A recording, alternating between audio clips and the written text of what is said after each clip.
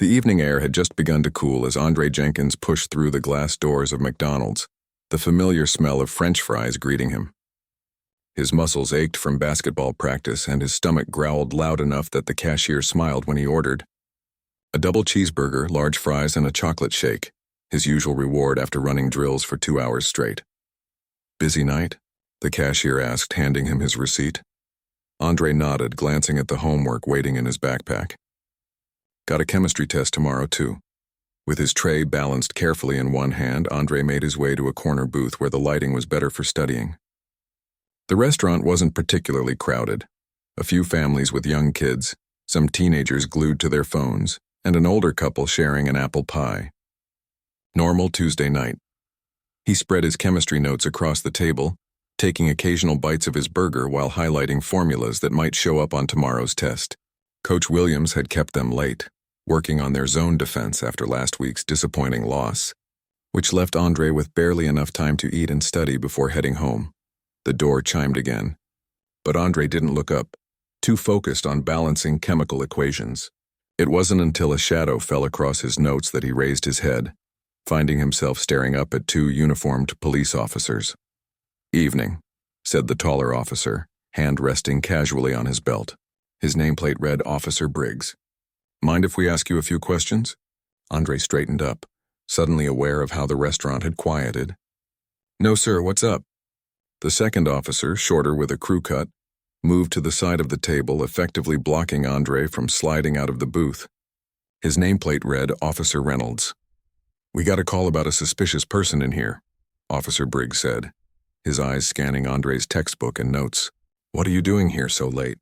Andre blinked, confused. "It was barely 7:30 p.m. Just eating dinner and studying, sir. I had basketball practice after school." "You got ID on you?" Officer Reynolds asked, his tone making it clear this wasn't really a question. "Yes, sir." Andre reached slowly for his wallet, hyper-aware of how the officers tensed as he moved. He'd had the talk with his parents years ago. Move slowly, keep your hands visible, stay polite no matter what. He pulled out his school ID and driver's permit. Officer Briggs took them, studying the cards with narrowed eyes. "This doesn't match the description we got." "What description?" Andre asked, his mouth suddenly dry. "Someone wearing a dark hoodie." "About your height, acting suspicious," Officer Reynolds said. Andre looked down at himself. He was wearing his school's blue basketball team sweatshirt with the Eagle mascot clearly visible on the front. "I've just been sitting here eating and studying, sir." A middle-aged woman at a nearby table spoke up. "He's been quiet, officers. No trouble at all." Officer Briggs held up a hand, silencing her. "Ma'am, please let us do our job." He turned back to Andre. "Stand up, please." Andre's heart pounded against his ribs. "Did I do something wrong?" "Just stand up," Officer Reynolds repeated, his hand moving to rest on his holster. The restaurant had gone completely silent now, the only sounds coming from the kitchen. Even the kids seemed to sense the tension. Their usual chatter hushed as parents pulled them closer. Andre carefully closed his textbook and stood, his half-eaten meal forgotten. "I don't understand what's happening." "Turn around and put your hands behind your back," Officer Briggs instructed. "What? Why?" "I'm just trying to study." "Turn around now." Officer Reynolds cut him off, his voice harder. Andre felt his throat tighten as he slowly turned, facing the wall. This couldn't be happening. Not over studying at McDonald's. He could feel everyone watching, could imagine the phones recording. Shame burned through him, even though he'd done nothing wrong. The cold metal of handcuffs clicked around his wrists, tight enough that he winced. "Am I under arrest?" Andre asked, his voice barely above a whisper. "We're detaining you while we investigate," Officer Briggs said, beginning to gather Andre's belongings. "Someone reported a person matching your description involved in a theft nearby."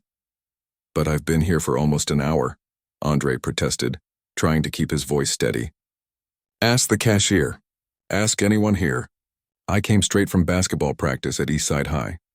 "We'll sort it out at the station," Officer Reynolds said, zipping Andre's backpack closed after a quick search.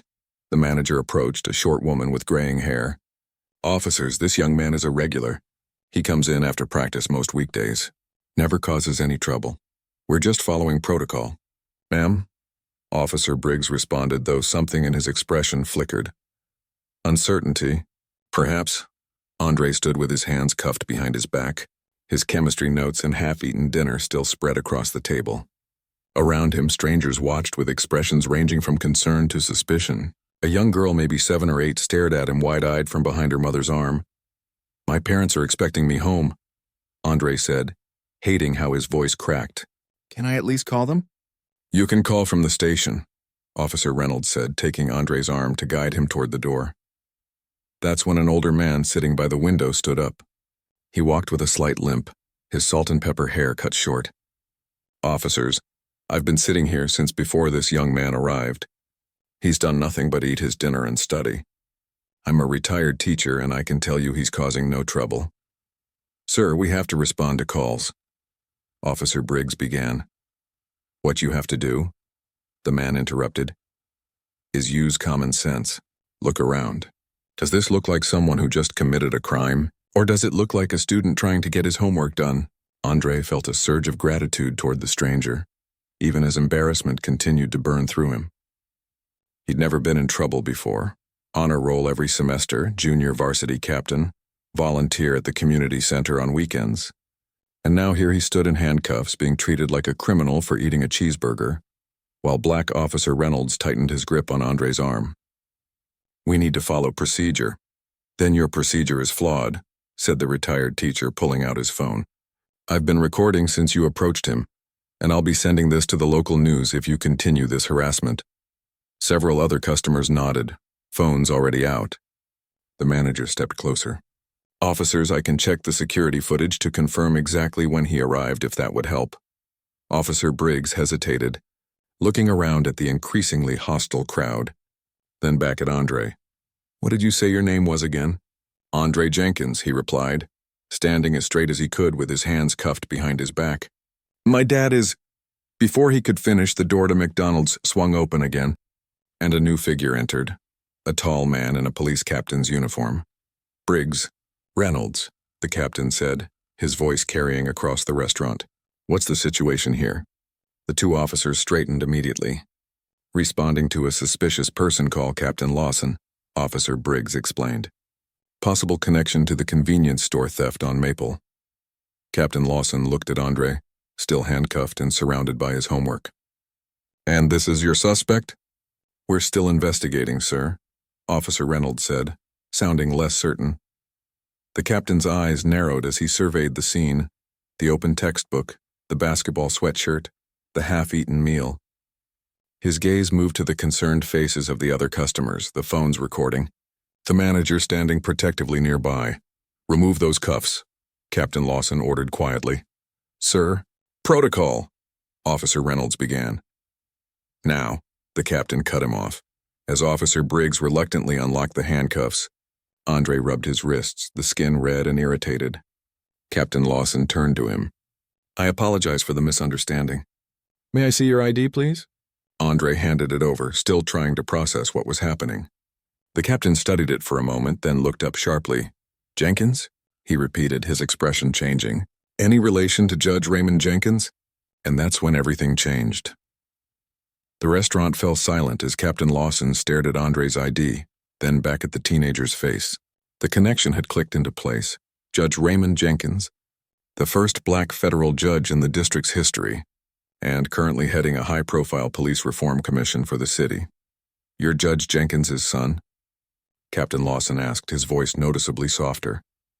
Andre nodded, still feeling the ghost of handcuffs around his wrists. "Yes, sir." Officer Briggs and Officer Reynolds exchanged alarmed glances. The retired teacher who had spoken up earlier gave a low whistle. "I think you officers just stepped in something deep," the teacher muttered, still recording everything on his phone.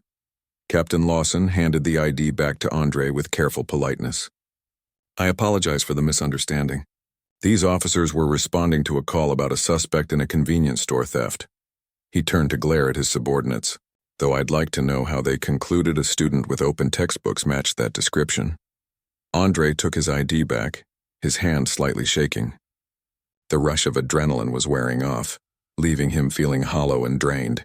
"So I'm free to go?" "Of course," Captain Lawson said quickly. "Again, our apologies for the inconvenience." Inconvenience.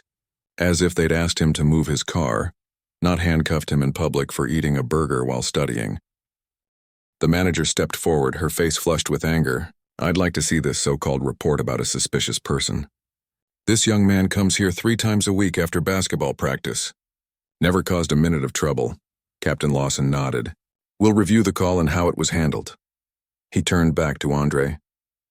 Would you like us to contact your father? Or give you a ride home? The thought of climbing into a police car after what just happened made Andre's stomach turn. No, thank you. I'll call him myself. We can wait with you. I'd rather you didn't, Andre said, surprised at the firmness in his own voice. The captain seemed about to insist, then nodded and stepped back. Officers were leaving now. His tone left no room for argument. As the 3 police officers headed toward the exit, camera phones followed their retreat. The moment the door closed behind them, the restaurant erupted in conversation. Andre sank back into the booth, legs suddenly too weak to hold him. His chemistry notes were scattered across the table, his food cold and forgotten. You okay, honey? The manager slid into the seat opposite him, genuine concern in her eyes. I'm fine, Andre said automatically, the words feeling false even as he spoke them. An older woman from a nearby table brought over a fresh chocolate shake. On me, she said, patting his shoulder. My grandson is about your age. I'd raise hell if anyone treated him like that. Thank you, Andre murmured, overwhelmed by the kindness of strangers after the harshness of the officers. The retired teacher who had spoken up approached, leaning on his cane. I got the whole thing on video. Your dad will want to see it, I expect. He placed a business card on the table. Thomas Washington. Taught high school civics for 30 years. Call me if you need anything. A witness statement, the video, whatever. Andre took the card, tucking it into his wallet. Thank you for speaking up. Not everyone would. Mr. Washington shook his head. Not everyone does, but more should. That's how things change. He nodded toward Andre's phone. You should call your dad now. Andre's fingers hovered over his phone. His father would be furious, not at him, but at the situation. Judge Jenkins had spent his entire career fighting for justice, working his way from a public defender's office in the poorest part of town to the federal bench. He'd warned Andre countless times about being careful around police, about keeping his hands visible, about staying calm even when treated unfairly. But this was different. This had happened despite doing everything right. He dialed his father's number and the judge picked up on the second ring. Andre, everything okay? You're usually home by now. Just hearing his father's voice made something crack inside Andre. He swallowed hard before speaking. Dad, I'm at McDonald's on 5th Street. Something happened, a pause. Are you hurt? No, I'm okay, but... Andre's voice caught. How do you explain being handcuffed for studying? Some police officers came in. They handcuffed me. Said someone reported a suspicious person. The silence on the other end stretched for 3 heartbeats. I'll be there in 10 minutes. Don't move. Judge Jenkins' voice was frighteningly calm, the same tone he used when truly angry in court, according to the clerks who worked with him. Dad, it's okay. They let me go when their captain showed up. When he recognized your name, another pause. All the more reason for me to come now. Stay put. The call ended and Andre set his phone on the table, aware of the restaurant patrons still watching him with mixtures of sympathy and curiosity. He didn't touch the fresh milkshake or his abandoned meal. His appetite was long gone. The restaurant manager brought him a glass of water. Your dad coming to get you? Andre nodded. He'll be here soon. Good. She hesitated. I'm sorry this happened in my restaurant. Those officers have come in here before. Always seemed decent enough. Maybe they are, Andre said, surprising himself. To some people. 9 minutes after the call, the door swung open and Judge Raymond Jenkins walked in. At 6'2" with broad shoulders and salt and pepper hair, he commanded attention even in casual clothes. A sweater and jeans instead of his usual courtroom suit. His eyes found Andre immediately. The judge crossed the restaurant in long strides, customers parting before him. When he reached the booth, he didn't say anything at first, just placed a hand on Andre's shoulder and squeezed. You okay? He finally asked, his deep voice carefully controlled. I'm fine, Dad. Judge Jenkins nodded once, then turned to survey the restaurant. Who's in charge here? The manager stepped forward. I am, sir. Nancy Thompson. I've already pulled the security footage if you want it. I do. The judge's eyes found Mr. Washington still hovering nearby. And you are? Thomas Washington. Retired teacher. I spoke up when they were detaining your son. Got the whole thing on video. He held up his phone. You've done good work on the Reform Commission, Judge. Been following it in the papers. Some of the tension left the judge's shoulders. Thank you for looking out for my son, Mr. Washington. I'd appreciate a copy of that video. As phone numbers were exchanged and the manager promised to email security footage, Andre watched his father work the room with the same calm efficiency he brought to everything. Within minutes, he had contact information from 3 witnesses and had thanked everyone who had stood up for Andre. Finally, Judge Jenkins slid into the booth across from his son. Tell me everything from the beginning. Andre recounted the events, arriving after practice, ordering food, studying, the officer's approach, the questions, the handcuffs, the captain's arrival. His father listened without interrupting, only the tightening of his jaw betraying his anger. When Andre finished, the judge was quiet for a long moment. They would have taken me to the station if people hadn't spoken up, Andre said quietly. If the captain hadn't recognized your name. His father nodded slowly. Yes, they would have. So what happens if you're not a judge's son? What happens if nobody's recording? The question hung between them heavier than any chemistry textbook. That, Judge Jenkins said, is exactly the problem I've been trying to address on the commission. He reached across the table and took Andre's hand. I am so sorry this happened to you. It's not your fault. No. The judge's eyes were fierce. It's not your fault either. You did nothing wrong. Nothing. Andre looked down at his scattered notes, at the half-finished chemistry problems that had seemed so important an hour ago. I know. But knowing doesn't make it feel any better. The restaurant door opened again and Captain Lawson reappeared, this time alone.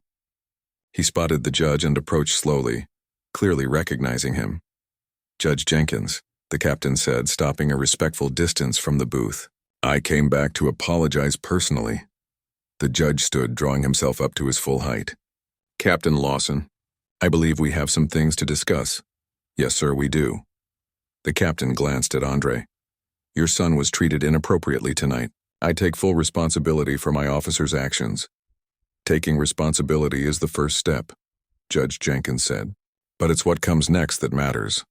As the 2 men moved to a separate table to talk, Andre gathered his books slowly, thinking about what his father had said.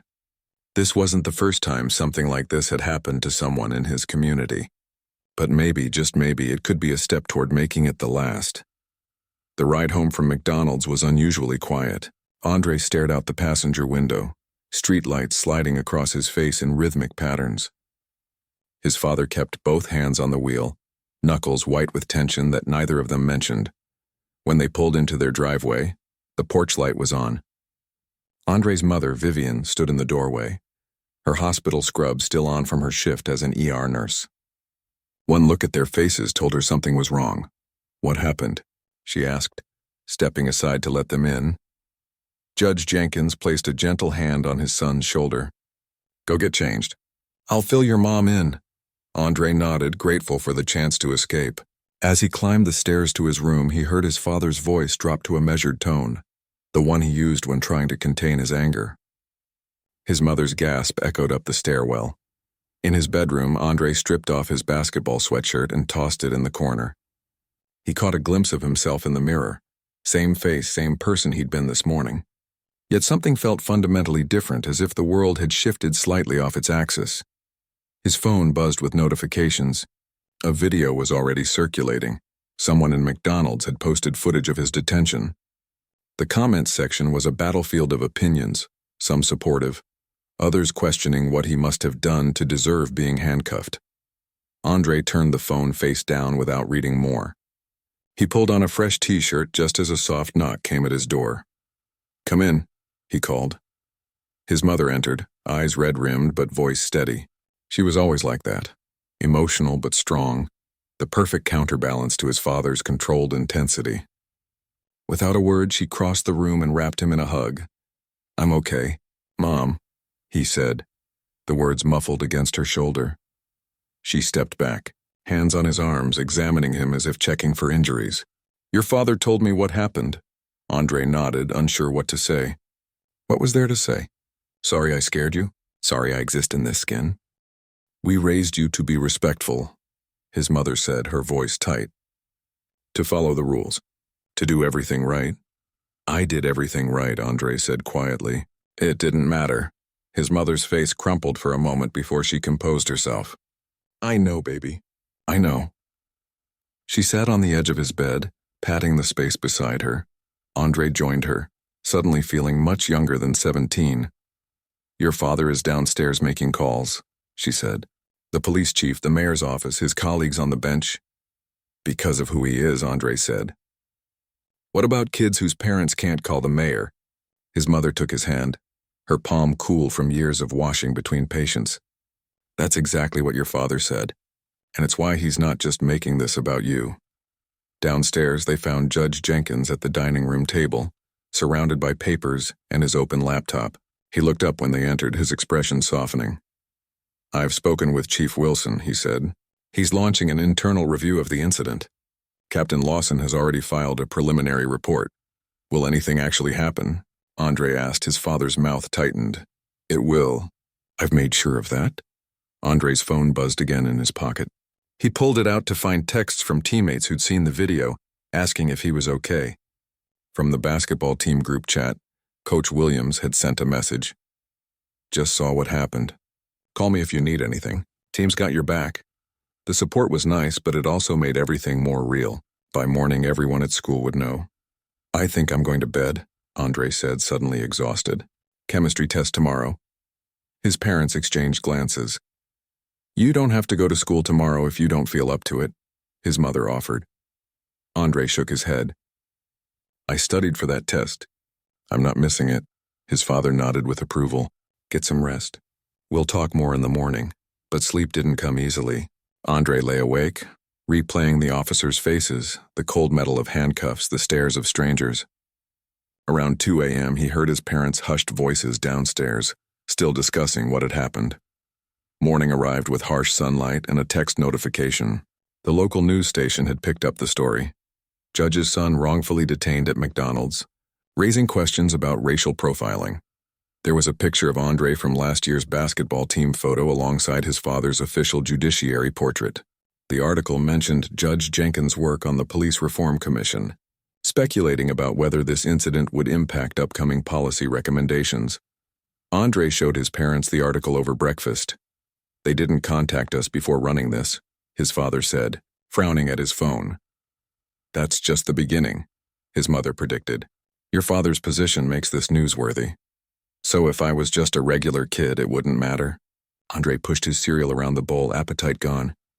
"It would matter," his father said firmly. "But yes, the media pays attention because of who I am. That's why we need to think carefully about how we respond." "What do you mean?" Andre asked. Judge Jenkins set his phone down. "I mean, we have choices. We could file a complaint, maybe even a lawsuit. That would be the private approach, or," he paused, "we could use this situation to push for the changes I've been advocating for on the commission." "The public approach," his mother said, understanding in her voice. Andre thought about it. "Would going public help other kids who get treated like this?" "It might," his father said. "But I want to be clear, this is your experience. What happened to you? I won't use it as a platform without your permission." The weight of the decision settled on Andre's shoulders. Before he could respond, the doorbell rang. Through the front window, they could see a news van parked at the curb. "And so it begins," his mother sighed. "I'll get it." She returned moments later with a business card. "Reporter from Channel 8 wants a statement or interview." Judge Jenkins took the card, his expression thoughtful. "We don't have to decide right now. Andre, you should get to school." "I'll drive you." "I can walk," Andre said automatically. Their house was only 6 blocks from East Side High. "Not today," his father insisted. "Just humor me." The drive to school was tense. As they approached the building, Andre spotted a news van in the parking lot. "They're here too," he groaned. His father pulled into a side entrance. "The principal called this morning. She's keeping reporters off campus." He put the car in park but didn't unlock the doors. "Andre, listen. Whatever you decide about going public, that's your choice. But know this. I am incredibly proud of how you handled yourself last night. You did nothing wrong." Andre nodded, throat tight. "Thanks, Dad. And one more thing," his father added. "My position as a judge means I have to be careful about what I say publicly. But you don't have those same constraints. Your voice matters. If you want to speak out, I'll support you." The weight of those words followed Andre through the school doors. In the hallway, conversations hushed as he passed. Friends approached cautiously, offering support or asking questions. His chemistry teacher pulled him aside before the test. "I saw the news," she said quietly. "If you need more time to study, I'm ready." Andre cut her off, determined to maintain some normalcy. The test was a blur, formulas swimming before his eyes. Somehow he finished. Though he doubted he'd earned his usual A at lunch, he sat with his basketball teammates, grateful for their protective circle. Nobody outside the team dared approach with questions. "You okay?" asked Tyrell, the team captain. "I've been better," Andre admitted. "My cousin had something similar happen last year," another teammate, Dion, said quietly. "No cameras, no judge for a father. Spent the night in jail for matching a description." The table fell silent. "What happened after?" Andre asked. Dion shrugged. "Nothing. His mom couldn't miss work for court dates. Couldn't afford a lawyer. They dropped the charges eventually, but the arrest is still on his record." Andre's appetite disappeared again. That could have been him. Would have been him, if not for his father's position and the witnesses at McDonald's. His phone buzzed with a text from his dad. "Meeting with police chief at 4. Would like you there if you're comfortable with it." Andre stared at the message, thinking about Dion's cousin, about kids without judge fathers, about choices and voices and platforms. He texted back, "I'll be there. And Dad? I think we should go public." When the final bell rang, Andre found his father waiting in the car just as he'd promised that morning. They drove to the downtown police headquarters in silence, both lost in thought. In the parking lot, his father turned to him. "You sure about this?" Andre nodded. "If it was just about me, maybe I'd want to forget it. But it's not just about me." Judge Jenkins smiled, a mix of pride and sadness in his eyes. "No, son. It never was." They walked into the building side by side, shoulders squared, ready to face whatever came next. As the glass doors closed behind them, Andre realized something important. Last night he'd been a victim, but today he was choosing to be something else, a voice for change. The police station lobby was all hard surfaces, tile floors, metal detectors, and glass barriers separating visitors from uniformed staff. Andre and his father waited on uncomfortable plastic chairs while the receptionist made calls to announce their arrival. The walls were lined with framed photos of officers receiving commendations, standing proudly in pressed uniforms. "Ever been in a police station before?" Andre's father asked quietly. "School field trip in 5th grade," Andre replied. "They let us sit in the patrol cars and turn on the sirens." Judge Jenkins nodded. "Different experience now, isn't it?" Before Andre could answer, a door opened and Police Chief Wilson appeared. A stocky man with close-cropped gray hair and deep lines around his eyes. Andre recognized him from news conferences about city crime rates. "Judge Jenkins," the chief said, extending his hand. "Thank you for coming." His eyes shifted to Andre. "And thank you for being here too, young man. I understand yesterday was difficult." Andre shook the offered hand, noting the careful choice of words. Difficult, like a hard test or a tough game, not being publicly humiliated and handcuffed for existing. "Let's talk in my office," Chief Wilson suggested, leading them through a maze of hallways and desks where officers looked up curiously as they passed. The chief's office was surprisingly modest. A desk cluttered with papers, family photos on a side table, bookshelves stuffed with binders and legal texts. Captain Lawson was already there, standing when they entered. Also present was a woman in a dark pantsuit whom the chief introduced as Diane Rivera, head of internal affairs. "Please sit," the chief said, gesturing to chairs arranged in front of his desk. Andre noticed a folder labeled with yesterday's date already open on the desk. Judge Jenkins took a seat, his posture formal. "I appreciate you meeting with us promptly, Chief. Of course. This is a serious matter." Chief Wilson cleared his throat. "I've reviewed Captain Lawson's report as well as the body cam footage from Officers Briggs and Reynolds." Andre straightened in his chair. "There's body cam footage?" "Yes," the chief confirmed. "Standard procedure. All officers wear them during interactions with the public." He glanced at Judge Jenkins. "Would you like to view it?"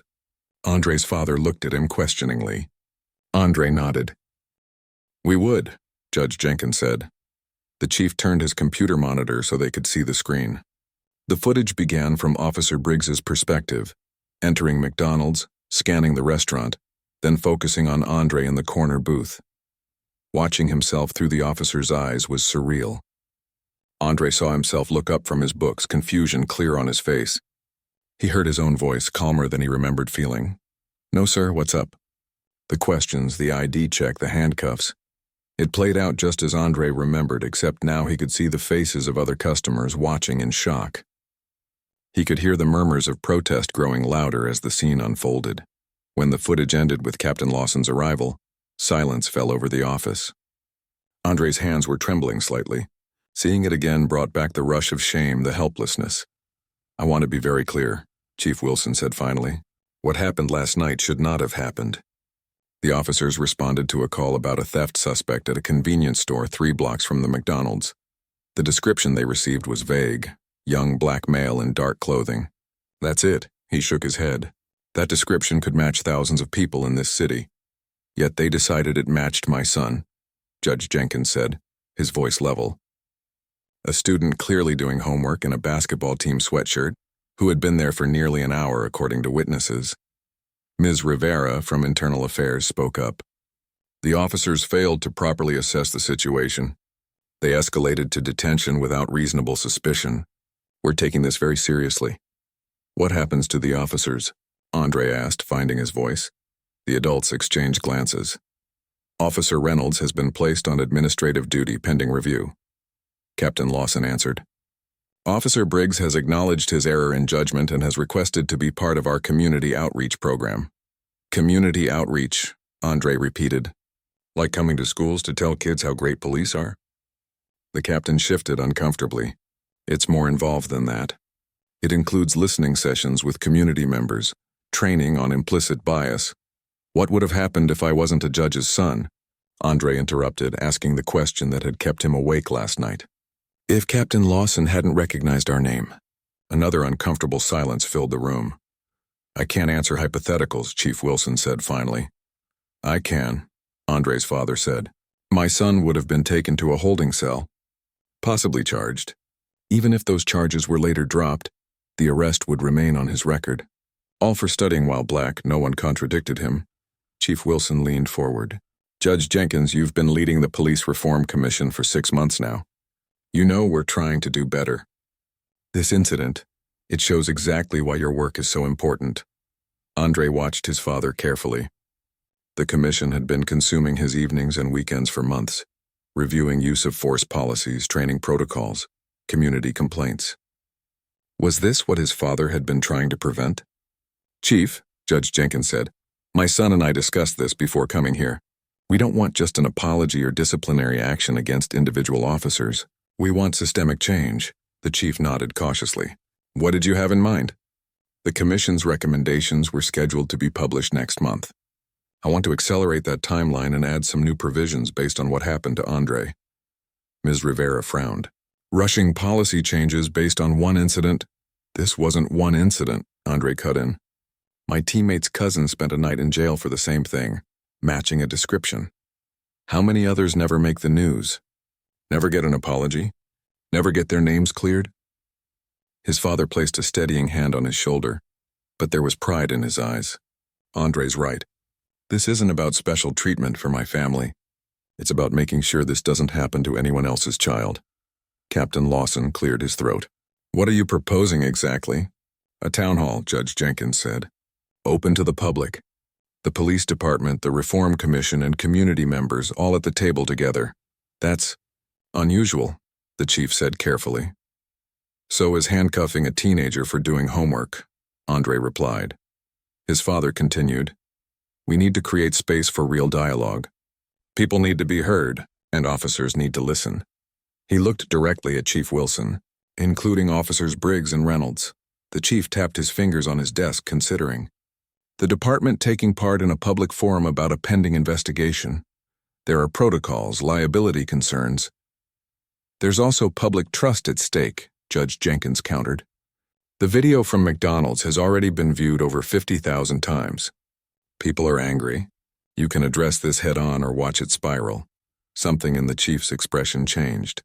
"You're right, but I have conditions. This can't be a public trial of individual officers. It won't be, Andre's father assured him. This is about systems, not scapegoats.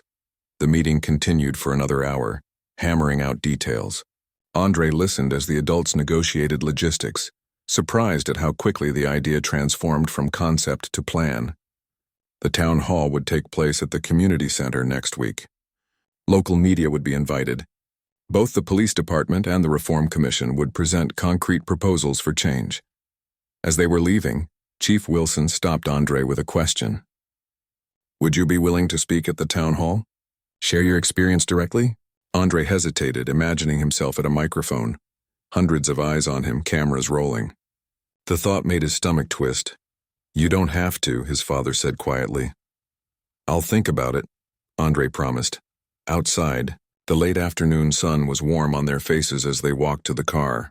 For the first time since the incident, Andre felt something besides anger or shame, a flicker of purpose. Did you plan this all along? He asked his father. Using what happened to push your commission's agenda? Judge Jenkins stopped walking. No, never. I would trade every reform in the world to spare you what happened. He took a deep breath. But since it did happen, we have a choice about what comes next. I want to speak, Andre said suddenly. At the town hall. I want to tell my story myself. His father studied his face. It won't be easy. Some people won't want to hear it. Some will try to twist your words. I know. Your mother will worry. She always worries. Andre managed a small smile, but she'll understand. They resumed walking, shoulders nearly touching. Dad? Andre asked as they reached the car. Do you think it will make any difference?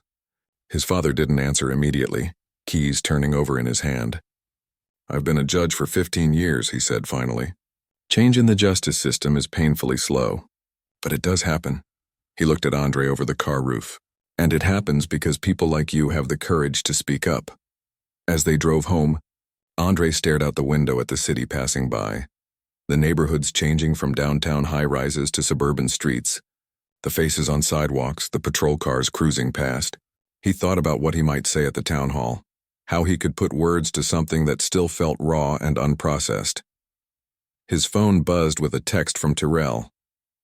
Team meeting tomorrow. Coach wants to talk about what happened. You good with that? Andre typed back, yeah, actually, I have an idea. Can we talk tonight? An idea was forming. Not just about speaking at the town hall, but about bringing others with him. His teammates. Dion's cousin. Anyone with a story to tell. One voice might be dismissed, but many voices together, that would be harder to ignore. For the first time since the handcuffs closed around his wrists, Andre felt something like hope. The community center was packed beyond capacity. Every seat taken, people lining the walls, spilling out into the hallway where speakers had been set up so everyone could hear. Andre peeked through the curtain at the side of the stage, his heart hammering against his ribs. Nervous?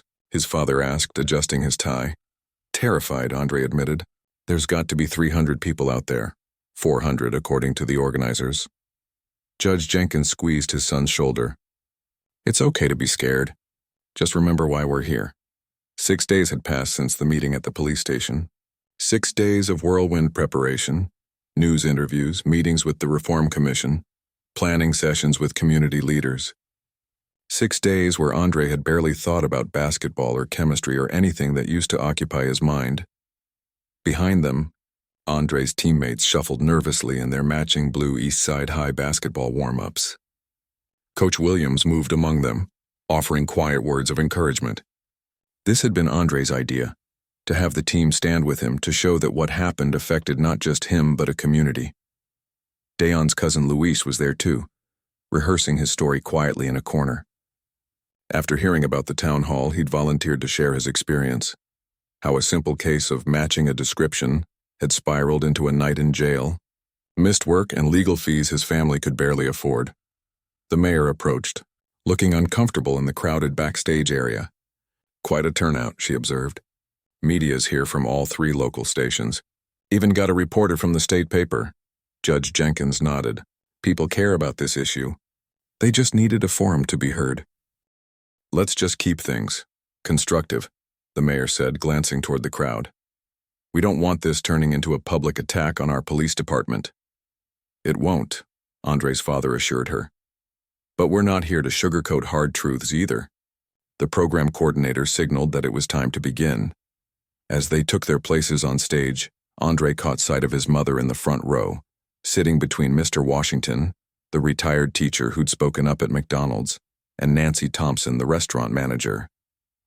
Both had become unexpected allies in the past week, helping spread the word about the town hall.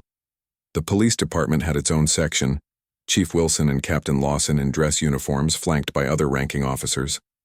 And there, looking distinctly uncomfortable, were Officers Briggs and Reynolds.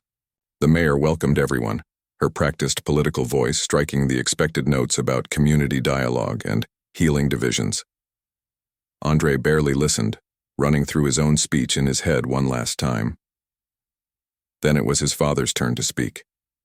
Judge Jenkins approached the microphone with the same measured dignity he brought to his courtroom. "I stand before you tonight wearing many hats," he began. "As chair of the Police Reform Commission, as a federal judge, as a concerned citizen of this community," he paused. "But most importantly, as the father of a young man who experienced something no child should ever face." The room fell silent as Judge Jenkins recounted what had happened at McDonald's, not as a legal case, but as a father watching his son process fear, humiliation, and injustice. "Our children deserve better," he concluded, "and that's why the commission is releasing its recommendations today, 2 weeks ahead of schedule." He held up a bound report. "These aren't just suggestions. These are imperatives for change." Chief Wilson spoke next, surprising many with his candor. "The incident involving Andre Jenkins has forced us to take a hard look at our procedures," he acknowledged. "What happened was wrong. Period. And while it would be easy to blame individual officers, the truth is more complicated. It's about training. It's about culture. It's about systems that haven't kept pace with the communities we serve." The crowd murmured, not entirely convinced. The chief went on to announce immediate changes, revised protocols for responding to vague suspect descriptions, enhanced de-escalation training, community service requirements for all officers. Then it was Andre's turn. His legs felt wooden as he approached the microphone. The faces before him blurred slightly, and he gripped the podium to steady himself. "A week ago, I was just a high school basketball player worried about my chemistry grade," he began, his voice shakier than he'd hoped. "Now I'm standing here talking about police reform." He took a deep breath. "I didn't ask for any of this. I was just trying to eat a burger and study." The simplicity of that statement hung in the air. Andre continued, describing how it felt to be handcuffed in public, to be treated as suspicious for simply existing in a space. "But this isn't just my story," he said, gaining confidence. "My teammates and I, we've all had moments where we were made to feel we didn't belong, where we were watched a little too closely in stores, where we were questioned about being in certain neighborhoods." He gestured to the young men behind him. "We're honor roll students, athletes, volunteers, but sometimes none of that matters when people see our skin first." He introduced Luis, who stepped forward to share his own experience. The terror of a night in jail, the financial burden of court appearances, the lasting impact on his ability to find work. "The difference between Luis's story and mine is that I had a judge for a father, and people with phones who spoke up," Andre pointed out. "But justice shouldn't depend on who your parents are or whether someone's recording." As he returned to his seat, the applause was thunderous. Andre caught Officer Briggs watching him, an unreadable expression on his face. The town hall transitioned to an open forum. Community members lined up at microphones to share their own stories, ask questions, demand accountability. Some accounts were heartbreaking. A grandmother describing her grandson's violent arrest, a teacher detailing how a police encounter traumatized a student. Others were more measured, including officers' family members who spoke about the pressures and fears their loved ones faced on the job. Through it all, Chief Wilson and the police leadership stayed, listened, and responded, sometimes defensively, but mostly with surprising openness. Near the end of the evening, Officer Briggs approached a microphone. A hush fell over the room. "I'm not here to make excuses," He began awkwardly. What happened at McDonald's? I made assumptions I shouldn't have made. I saw a young black man and connected him to a suspect description that was vague at best. He cleared his throat. I've been on the force for 12 years. Never had a complaint filed against me. Always thought I was one of the good ones. He looked directly at Andre. Listening tonight made me realize that's not enough. Not causing harm isn't the same as doing good. So I'm volunteering to help implement whatever changes come from this meeting. Because I need to do better. We all do. The room was silent, processing this unexpected moment of accountability. As the formal program ended, people lingered, forming small groups to continue conversations. Andre found himself surrounded by classmates, community members, even local business owners offering support. The mayor was deep in discussion with his father and Chief Wilson, all three looking intensely focused. Officer Briggs approached cautiously, keeping a respectful distance. Andre? Could I speak with you for a minute? Andre hesitated, then nodded, moving to a quieter corner of the room. I wanted to apologize to you directly, Officer Briggs said. Not as part of a public statement or department requirement, just man to man. I appreciate that, Andre said cautiously. I also wanted to ask. The officer seemed to struggle with his words. Would you be willing to speak to some of our new recruits? Tell them your side of things? They might listen to you in a way they wouldn't listen to trainers. The request caught Andre off guard. You want me to help train police officers? I want them to hear what it feels like to be on the other side of the badge, Officer Briggs clarified. Before they develop the same bad habits some of us have. Andre thought about it. I'd need to talk to my dad, and I'd want to bring others with similar experiences. That would be even better, the officer agreed. Across the room, Andre spotted Tyrell talking with the captain of the Northside High basketball team, traditional rivals who rarely spoke off the court. Now they were comparing notes about interactions with police in their respective neighborhoods. His mother appeared at his side. You did good, baby, she said softly. Really good. Think anything will actually change? Andre asked. Before she could answer, Mr. Washington, the retired teacher, joined them, leaning on his cane. Change is already happening, he said. Look around. Andre followed his gaze. The room had transformed from rows of divided seats into circles of conversation. Police officers, talking with community members, teenagers engaged with city officials, people from different neighborhoods finding common ground. This is just the beginning, his mother said. Your father's been fighting for these reforms for years, but sometimes it takes a story, a face to make statistics real for people. 6 months later, Andre stood in the familiar McDonald's, pinning a flyer to the community bulletin board. Youth Police Dialogue, Breaking Down Barriers, it announced, listing the date for the next monthly meeting. Need more copies? Asked Nancy, the restaurant manager, emerging from the back with fresh coffee. Thanks, got plenty, Andre replied, gesturing to his backpack. The McDonald's had become their regular meeting spot, neutral territory where officers and community members, especially young people, could talk openly. Officer Briggs was usually there, along with new recruits and veteran cops. Sometimes Chief Wilson stopped by. Sometimes Andre's father attended in his unofficial capacity. The new training protocols had been implemented citywide. Body camera footage was now reviewed regularly, not just after complaints.